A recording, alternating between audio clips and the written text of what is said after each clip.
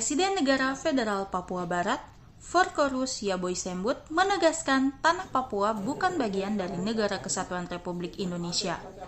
Untuk itu, pemerintah Republik Indonesia segera menarik semua pasukan organik dari wilayah negara Federal Papua Barat.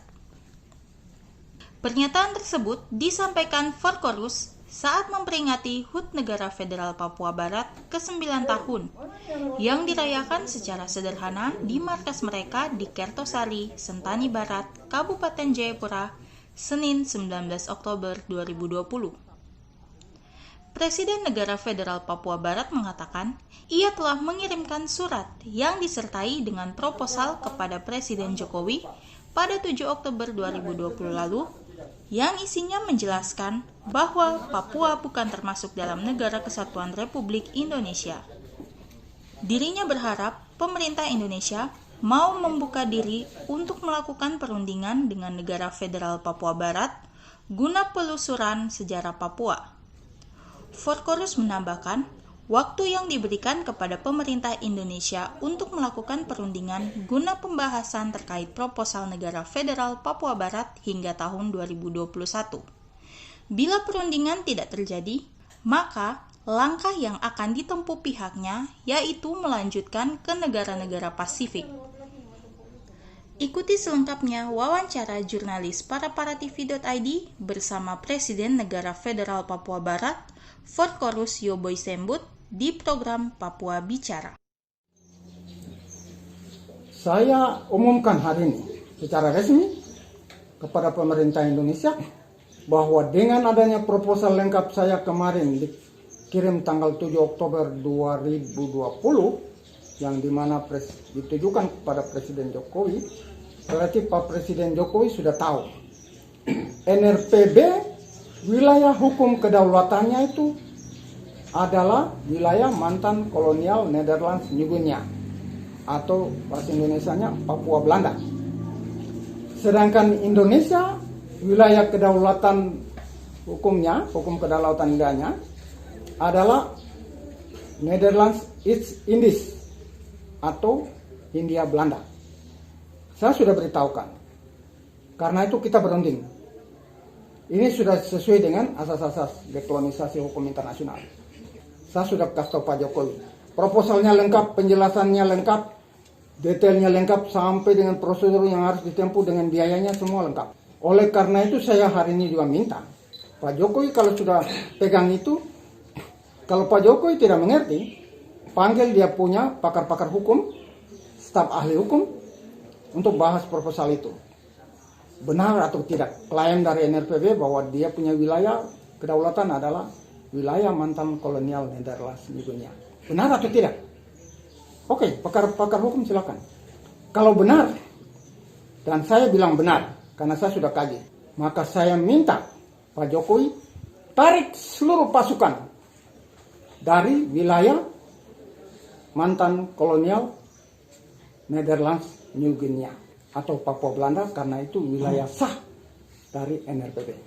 Tarik ke wilayahnya NKRI, yaitu Netherlands East Indies, Hindia Belanda. Itu wilayah kedaulatan NKRI. Tarik dari wilayah kedaulatan NRPB. Dulu kita tidak bisa bicara karena belum ada negara. Sekarang sudah ada negara, sudah jadi subjek hukum, saya berani bicara. Karena itu saya minta, kalau Pak Jokowi tidak tarik, berarti kalau tentara dan polisi Indonesia membunuh orang Papua mulai tanggal hari ini, 20 Oktober 19 Oktober 2020 ada tangkap bunuh orang Papua karena sengketa wilayah kedaulatan, Pak Jokowi siap tanggung jawab. Saya tuntut. Saya minta Pak Jokowi sebagai Panglima tertinggi atas TNI dan Polri, itu kepala negara sebagai Panglima tertinggi, dia harus perintahkan karena sudah dapat proposal, sudah jelas semua, sudah jelas, tidak ada yang kurang. Kalau dia tidak mengerti hukum, panggil pakar hukumnya. Sudah mengerti hukum, baru paksakan dengan kekuatan militer, ini kesalahan dan terjadi pelanggaran kemanusiaan, pengorbanan banyak, Pak Jokowi punya tanggung jawab. Saya tidak bisa tuntut Kapolda, Pangdam, tidak. Panglima TNI, tidak. Panglima tertingginya siapa? Itu yang saya akan tuntut. Seperti itu. saya akan tuntut kepada Pak Jokowi. Karena proposal lengkap dia sudah terima. Kalau dia masih izinkan tentara dan polisi bunuh-bunuh orang Papua yang berjuang merdeka, Pak Jokowi siap tanggung jawab. Dia harus baca saya punya proposal itu baik-baik. Kalau dia buang, dia bakar, dia punya salah sendiri. Itu yang saya tegaskan di sini. Yang terakhir, saya ucapkan terima kasih kepada seluruh masyarakat yang merayakan Hari Kebangsaan yang ke-59 dan juga Hari Pemulihan Kemerdekaan yang ke-9. Saya sampaikan salam hangat dan ucapan terima kasih kepada seluruh masyarakat Papua. Ini dalam rangka peluruskan sejarah. Dan selalu saya ucapkan selamat ulang tahun bangsa Papua yang ke-59 dan selamat ulang tahun pemulihan kemerdekaan yang ke-9 tahun. Itu ada range waktu nggak ya? Iya, deadline. Di proposal saya sudah tulis. Kami tahun 2021 kami sudah ke Pasifik. Berarti antara 19 Oktober hari ini 2020 sampai dengan tahun depan waktunya cukup banyak. Untuk Indonesia banyak toh. Untuk Indonesia apa? Itu harus dijawab ya. Ya, mau jawab atau tidak tergantung dari Indonesia. Kalau tidak jawab ya saya keluar. Karena saya tidak bisa tahan lagi. Orang Papua sudah banyak dibunuh, jadi tidak bisa. Jawab atau tidak ada urusan. Yang penting prosedurnya kita penuhi secara formal. Bagi NRPB, Indonesia mau jawab, mau selesaikan secara bilateral atau mau diamkan, tidak ada urusan. Yang penting negara federal sudah penuhi prosedur satu secara formal. Dengan dokumen yang lengkap. Itu saja bagi saya. Kalau tidak bisa, saya sudah tunggu 6 tahun, hampir 9 tahun. Kalau tidak bisa berarti waktu itu sudah cukup banyak, maka secara formal kami sudah sampaikan. Kalau ditanya di luar negeri, sudah bicara dengan Indonesia sesuai pasal ini? Saya bilang sudah, mana bukti? Saya kasih buktinya. Sekarang Anda punya bagian untuk selesaikan. Anda yang fasilitasi, baru Indonesia dan saya tidak jadi tas. Yang diinginkan negara federal, apakah pengakuan atau referendum atau seperti apa? Ya, referendum tidak bisa karena itu Poin-poinnya belum memenuhi. bukan. Referendum kalau belum deklarasi atau proklamasi kemerdekaan itu bisa referendum. Tapi kalau sudah deklarasi kemerdekaan, sudah proklamasi kemerdekaan, referendum untuk apa lagi? Karena referendum itu apabila bangsa itu adalah status hukumnya dekolonisasi. Satu. Baru bangsa itu kolonialnya bisa kasih referendum seperti New Caledonia. Karena Prancis adalah kolonial. Maka dia punya kewajiban membina dan memberikan status dekolonisasi sama bangsa Kanak. Kemudian ketiga, dia harus berikan referendum. Itu kewajiban dari seorang dekolonisasi. Negara dekolonisasi, dia punya kewajiban. Kalau Indonesia, Asia tidak masuk dalam daftar negara-negara kolonial. Tidak masuk. Karena itu saya tidak bisa tuntut referendum. Itu satu, hukum pertama.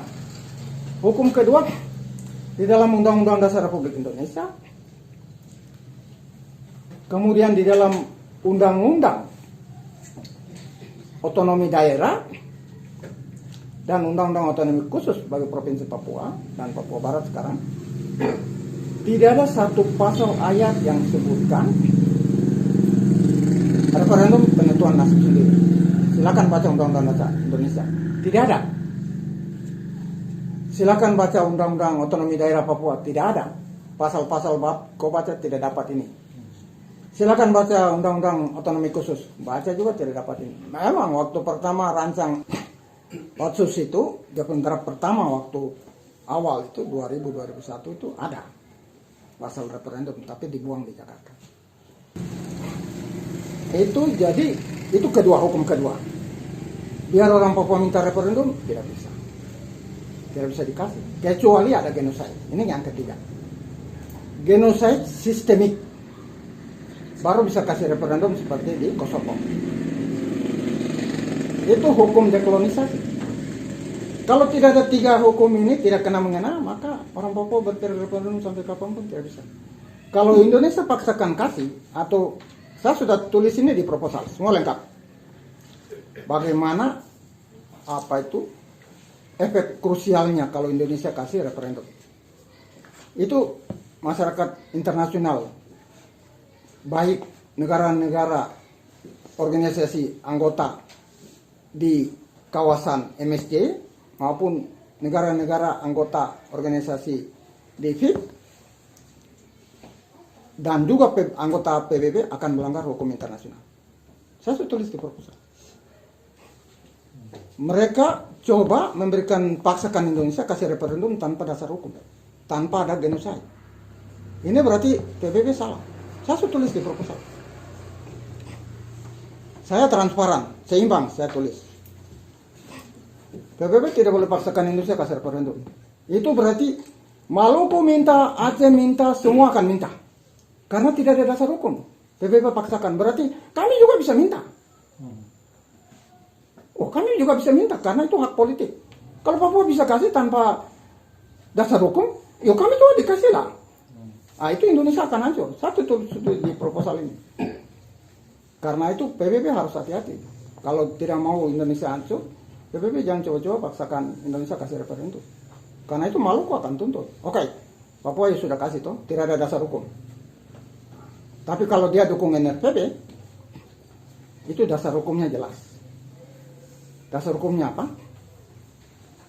Begitu tahun 49 Indonesia diakui di Den Haag, tapi akuinya Resto sudah tahu. Tahun 51 tanah Papua ini sudah dikeluarkan dari undang-undang Belanda. Indonesia. Indonesia sudah dikeluarkan dari undang-undang Belanda yang namanya Netherlands East Indies. Itu sudah dikeluarkan dari undang-undang Belanda. Karena Indonesia sudah merdeka. Tinggal Papua dipisahkan. Itu hukumnya. Sehingga Papua bukan lagi Hindia Belanda. Papua sudah Papua Belanda. Tahun 51. Statusnya sudah beda. Karena itu Maluku ke Aceh tidak bisa tiru Papua. Karena hukumnya beda. Mereka masih dalam Hindia Belanda. Papua sudah bukan lagi Hindia Belanda. Sudah Papua Belanda. Beda. Di sinilah perbedaan. Sehingga kalau PBB mau paksakan referendum, itu Indonesia hancur. Saya sudah tulis di proposal. Sudah kirim ke luar negeri semua. Kau kasih semua disebarkan ke Pasifik. Oleh karena itu saya bilang Vanuatu jangan paksakan. Kamu negara anggota PBB, jangan hancurkan sesama negara anggota PBB punya wilayah kedaulatan. Itu dilarang oleh piagam PBB. Saya jujur saja, saya orang hukum dan saya jujur. Karena itu Vanuatu siapakah tidak boleh paksakan referendum. Paksakan berarti melanggar kedaulatan wilayah Indonesia. Merusak, menghancurkan. Berarti kau melanggar piagam PBB. Itu saya sudah tulis dalam piagam PBB. Ini proposal. Lengkap. Vanuatu salah, FIP salah, PBB salah. Berarti PBB juga melanggar piagam PBB itu sendiri. Tidak boleh melanggar. Harus betul-betul kerja sesuai hukum. Saya harus jelaskan karena saudara-saudara di MSJ dengan FIP ini orang-orang yang tidak tahu hukum. Saya sudah pelajari itu orang.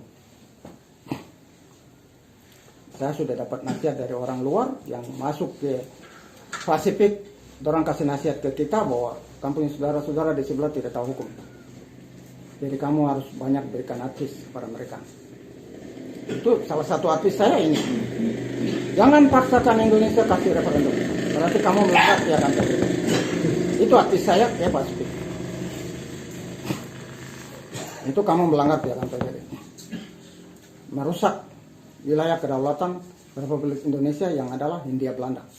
Berarti Maluku bisa minta, Aceh minta, Manado minta, Sumatera minta, Bali minta, semua yang sudah siap ini minta semua. Saya tahu, saya ada hubungan dengan mereka di daerah wilayah-wilayah ini. Saya ada hubungan dari dulu. Saya tahu perkembangan mereka punya persiapan untuk merdeka, saya tahu. Tapi saya tidak mau buat di proposal. Tapi saya antam secara umum ke Pak Jokowi supaya tahu. Keluar supaya tahu. Begitu, terima kasih.